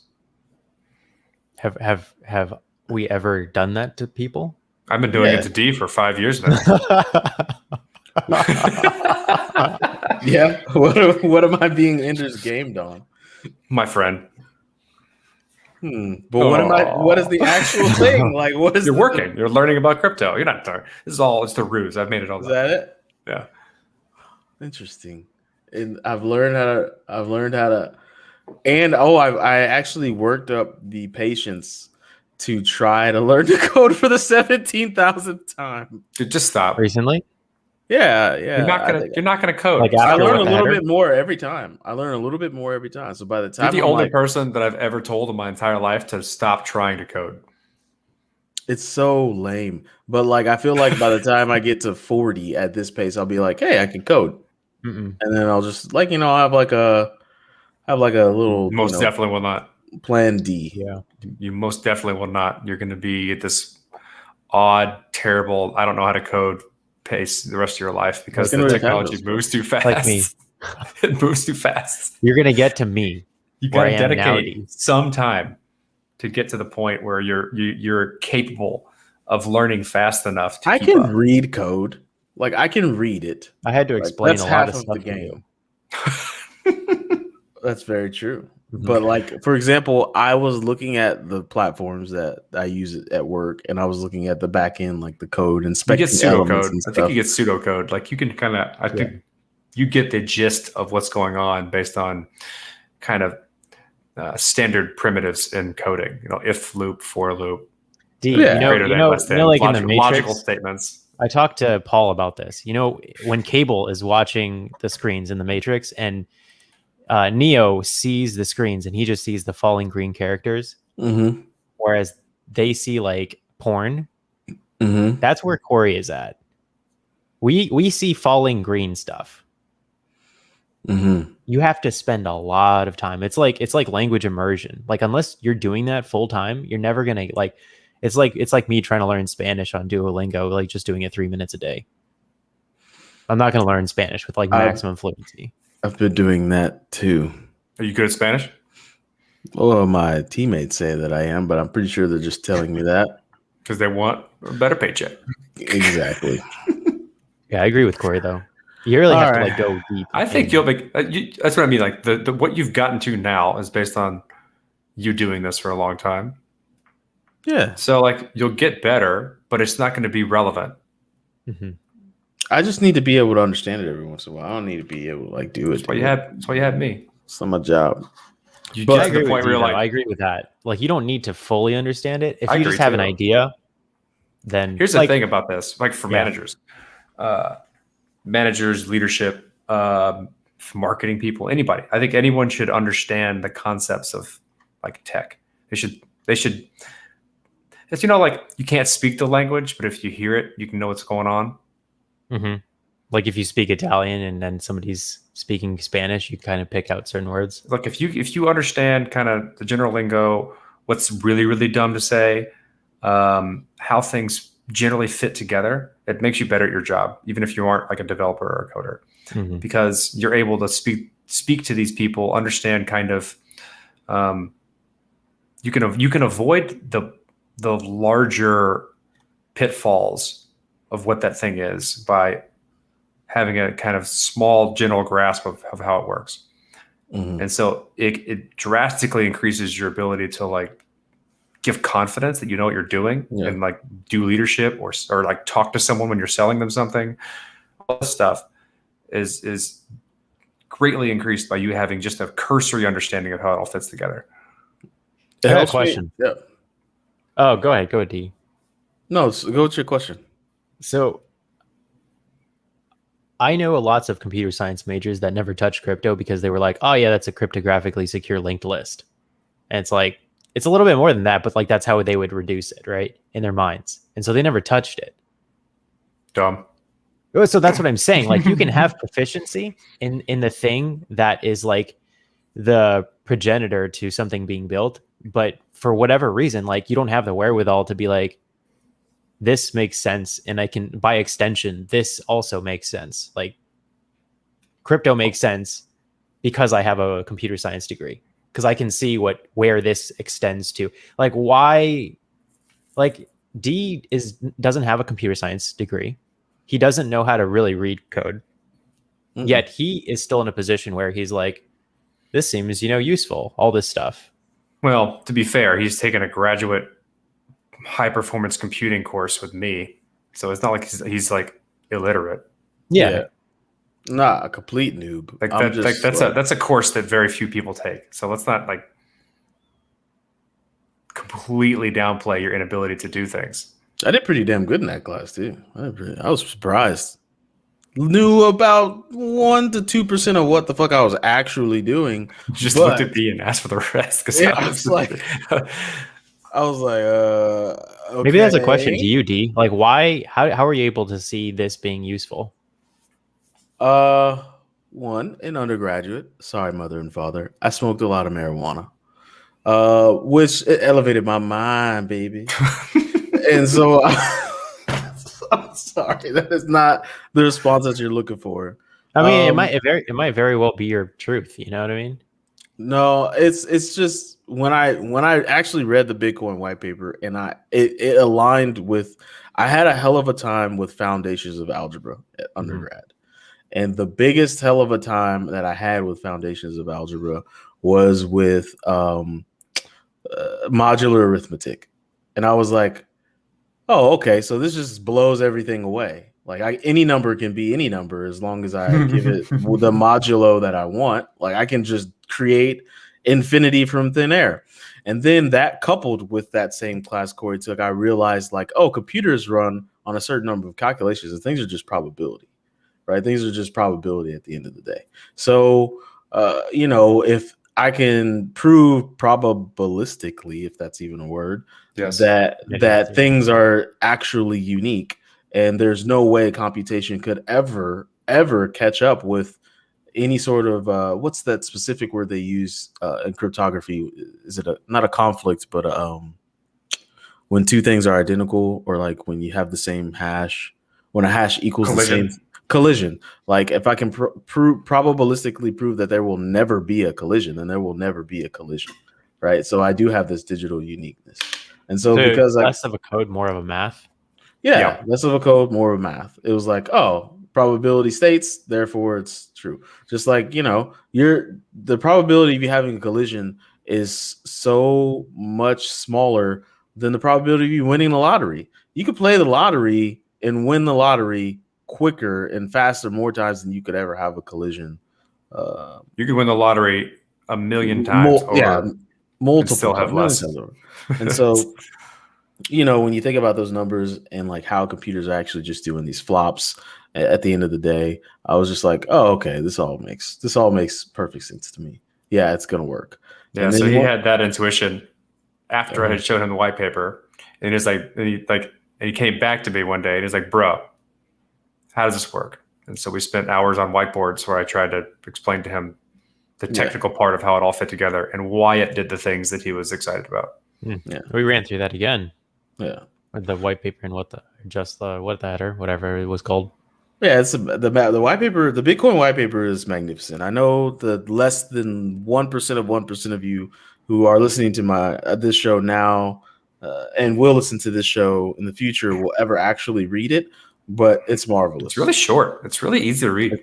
Yeah, it's like 9 pages. I think it's like it 9 even pages. says blockchain. Nope. It says blocks of chains of blocks. It says a chain of blocks. Never says blockchain. It is short-sighted looking at how things have evolved now, but that's Make sure it says 11 pages. I think that's any simple. It's 11 pages. Oh, okay. My bad. Aren't the last 2 pages like references? Probably. No, there's not many references in this. I don't think. No. Anyways, maybe half a page. It's not a long read, and but I think any great tool, you don't really know what it's going to become, right? Like what's his name? Tesla and Edison. Not Edison so much, because now the older I get, the more I learn that Edison was just kind of a bitch with a lot of money behind him, and Tesla was the real G. But like electricity is soon, like before I leave the earth, is going to be powering all things, cars, like planes. It's going to be doing all the things, So, something starts small. You never know how it evolves, and that's the same with Bitcoin. It's 11-page white paper is now turning into how many thousands of hundreds of pages. Oh, I love seeing that. I love seeing that, Alicia. What was that? I was correct about it being how many pages? 9 pages. 9, baby. No, it's just interesting how some people are trained to see certain things and then they can have the foresight, but then some other people, they can't see it, even if they do have the training. Oh, even have the training? Yeah. There's some, it's weird how you have to have a perspective on something. You need not only the wisdom, or like not the wisdom, but like the information. You need the wisdom to process that information in such a way that other people aren't doing it. Yeah. Which usually comes from experience and kind of growing up under a certain culture. What do you guys think about this is like side go ahead. I was also going to say Bitcoin also tapped into me at a very financially vulnerable point in my life, right? Me too. Banks had done they'd given me non-consensual sex in the rear with a pineapple for quite some time. In fact, while I was living with Corey, I couldn't use my bank account because they had fucked me so hard with fees. So I was going to those check cashing places, which were also fucking me with fees. So banks had done a number on me. So that was one thing. 2, I was in astronomical education, like student loan debt. So I was in this sweet spot of, well, fuck it. You know what I mean? Like, you know what I mean? Like, I'm either going to be super broke and poor for the rest of my life as a teacher, or I can learn this new tech and take a big risk and get all into it and see what happens to my life. And that was, you got to be in that sweet spot of financial vulnerability, because if anybody in my spot actually wasn't in debt and had money, didn't care, they would have never given Corey the light of day. I would have been like, bro, I'm good. I'm good. Look, that was your first response. It was. That's interesting that you say that, because I people who are well off that didn't make their money from crypto, I can see that, like, whenever you talk to those people, they ask you about crypto, but then they really don't care. You can see that they really just don't care. because it doesn't matter to them. Exactly. They don't have to care. They're already winning in a system that works. Why do they need to learn another? I didn't come from a financially vulnerable position. I came from a purely technical one. Well, I came I'm from just both. speaking in my experience. I wanted more money, but then I also had the tech background to be able to go through the white paper and be like, okay, I see what's going on here. I didn't listen to like all of my friends. All my friends are engineers. None of them, except one, had exposure to crypto. And what's interesting is that like it's not just the difference. I think the difference between you guys or what people would consider successful people is that when they were in a financially vulnerable position and they wanted to do something about it, and they decided to lean into crypto, I think the ones that are going to be successful in the long run are the ones that are putting in work and not the ones that are just like buying and hoping and not learning anything. Like the people who are spending their time understanding this ecosystem, the technology, the people who are using it, how to do it, are going to be tremendously more better off than the people who are just buying something and then going about their lives hoping that it fixes their issues. Absolutely. That's that. I could even echo that even personally. Like most recently, I was on vacation in New York, quote unquote, like I'll throw that in quotations, vacation, but I spent a good amount of time when I wasn't with my girlfriend's family in the hotels learning about OpenSea and NFTs, because it's obviously something I need to know about. It's obviously something that, if I took advantage of and did well enough, it could probably change my financial livelihood even more if I did it right. So I learned about NFTs. I got on OpenSea. I learned about Mintable. I learned about Rareable. I figured out the different types of NFTs. I figured out why I'd want to structure different collections of NFTs. You gotta learn. You gotta like, you get out of something what you put into something, right? Point blank period. So if you're just on cruise control in crypto, you're gonna cruise yourself into eventually selling off all your tokens for dumb shit, and then looking back at like, damn, I had all that ether and I bought, I don't know, was it? I don't want to talk about things I bought with crypto. Yeah. Don't even want to talk about it. So, anyways, let's wrap it up. Become a patron, please. Please show this. This is something I really don't do calls to action a lot, but show this to Allie Spagnola, and hopefully she sees Spagnola. Spagnola. Damn, that's bad. Edit that out or don't. You know how we roll. No. Show that to her, so maybe she takes that idea that we have, and we can mold that with her community and ours, and we have like these rare collectible NFTs of our patrons. And then as patrons, we can just look on the blockchain. If it's sold, we'll just give it to you. We know who you are. There's only like so many patrons, right? Like it's not gonna be like, we know who you are. We'll give it to you. And then, for those of you patrons that are listening, you're like, cool. For those of you that aren't, you'll just get some money one day. We'll say, go here, click this, get the money, shut up. That's how it'll go. Oh, it'd be cool if you collect one of all the characters, then you get like farming access, like TBP farming somehow. TB Peeps, man. TB Peers? TB Peers. TB Peers. TB Peeps or TB Peers? Which one's better? It's got to be Peers. Might be cooler. I think Peers for the young kids. No, the young whippersnappers can use their own fandangle language. Okay, I really love the idea of us hopping on Avalanche, where it's dope to do NFTs and having like airdrops, water drop, just changing the game. Fire drops. We're 100% doing fire drops. Flaming hot Cheetos, fire drops. We're dropping fire. All right, guys. Join the Slack. Go to thebitcoinpodcast.com and join the Slack. If you can't do that, you don't deserve to be in the Slack, okay? If you cannot follow those steps, we don't even want you there, okay? Go to thebitcoinpodcast.com, find the button that says Slack, click it, put in your email, and you can join the Slack. If you can't do that, please fuck off, okay? You got to check your email after you do that. Yeah. The steps are there. Please follow the steps. Please, that takes us to YouTube. If you scan that, you'll get to our YouTube page. You can Jesse. You can subscribe. And we have a thing going right now. We're trying to put our own little personal swagger. After we hit 1,000 subscribers on YouTube, we will give 100 bags of family-sized Flamin' Hot Cheetos to one of those subscribers, I think that's enough calories to feed you on Mars for a while. So like that's a lot. So it's we're choosing too. It's going to be random. Yeah, and you're not going to want it. Well, it's actually 999, right? Because well, it's more like 995. You take us out of there. You take Wayne out of there because Wayne recused himself. He said, I do not want the Cheetos because I'm already $100 tier patron member. Jeez, super duper.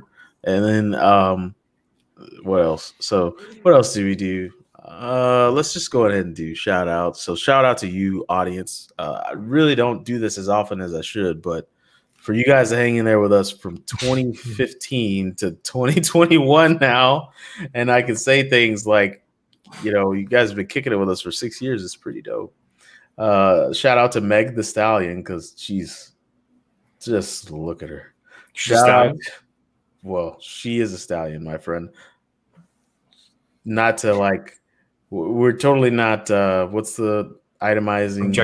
Objectifying. That's not. Her name is Meg the Stallion. If I call her Stallion, I don't think we're doing that. Yeah, I don't think we'll. This is Lori Harvey right here doing her thing. My finger. It's hard to point opposite. It is. It is. Get my finger. So hard to point in the opposite direction. You gotta be like, you gotta start. Muscle. Okay, that's the right way. Control yourself. Use your other hand. Oh, yeah. That's easier. Shout out to Gabrielle Union, also known as Sid from Bad Boys 2, also known as Sid from LA's Finest, the Bad Boys 2 spinoff. Actually, a pretty good show. Got canceled, probably because it's not a pretty good show, but maybe I just like Gabrielle Union and I favor her. Shout out to Michelle Obama. Your book is doing magical things, and you will too. Please run for president, please. Shout out to old wide-faced Zoe. I saw you in Drumline, girl. You're back on HBO. I saw it this past week, and you did your thing. You had like 3 scenes, but you did your thing. Shout out to her. Hold up. Don't stop the show. I want to shout out to Young Humma, the rapper that it looks so much like D that his mother did not know the difference. We should get a picture of Young Humma. I'm about to. Yeah, you're gonna load it up. I'm opening it up right now. This is the one that I'm thinking big about. Enough. No, it's not that one. That one's we too get small. him on the podcast and then have D talk to get him. Turquoise Jeep on Young Humma. Here, I'll pull this one up. This is big enough. Oh hell yeah! That would be exciting, D. You get to meet your alter ego. My doppelganger. Yeah. If I die, my screen dies, then sorry. Jasmine, you don't have to share your screen. Just load it up in the brand section and click it. Nope. Oh yeah, we can't play it. Yeah, I'm not gonna play it. That looks a lot like me. Go watch. Let me smang it from Young Humma, and then know that his mother did not know the difference between him and Young Humma. She's like, I did not know you had time to be doing music videos. And he's like, that's not me, Mom. She's like, yes, it is. Yes, which is a mom way of saying, motherfucker, you're in school. What are you doing with your life? Like, that's the mommest way. Like, she was like, oh, look at you doing music videos. You got so much time up there in college, don't you? And I was like, shout out to Michael B. Jordan for being a genuinely awesome bro. And pulling Lori Harvey, the man is going to propose soon. It's looking that way. Yay for Black community. Shout out to, I think that's all of them. Yeah, that's all of them. iTunes reviews, give us 5 stars. If you're not thinking about giving us 5 stars, you can do what, Corey? Go fuck yourself. All right. Play the outro.